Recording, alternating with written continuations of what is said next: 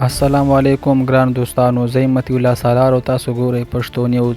نن یوه ډېره خواشینونکې او زړه خوړونکې پیښه در سره شریکوو، نو ویډیو تر پایه وګورئ. د پاکستان په پنجاب کې یو سخت ټرافیکي پیښه شوې ده. یوه مور له خپل زوی سره په موټر سایکل روانه وه چې یو تیز چلوونکی ډمپر ورسره وجنګېد. په دغه حادثه کې مور او زوی دواړه په ځای شهیدان شوي دي. پیښه د ښار سنډي ته شوې، چیرې چې سړک ډېر مصروف او تنګ وي. د اینې شهیدانو په خبره د ډمپر چلوونکی ډېر تیز روان و او بریکونه یې ناکامه شول. د خلکو په وینا دا سړک ډېر خطرناک دی او هلته زیات وخت پیښې کیږي. د مور او زوی د مړینې خبر چې کور ته ورسېدو نو ټوله سیمه په ژړا شوه.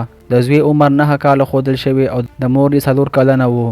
د کورنۍ حال ډېر خراب دی، خلک ورسره خواخوږي ښایي. خلک وایي حکومت باید په داسې خطرناکو سړکونو باندې نظر واچوي او د لویو ګاډو کنټرول لپاره قوانین سخت کړي.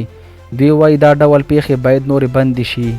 ګرانو دوستانو، دا پیښه موږ ټول ته دا سبق راکوي چې احتیاط ډېر مهم دی.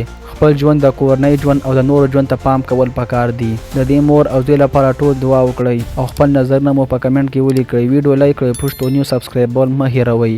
تر بلې ویډیو پورې د لوی الله په امان.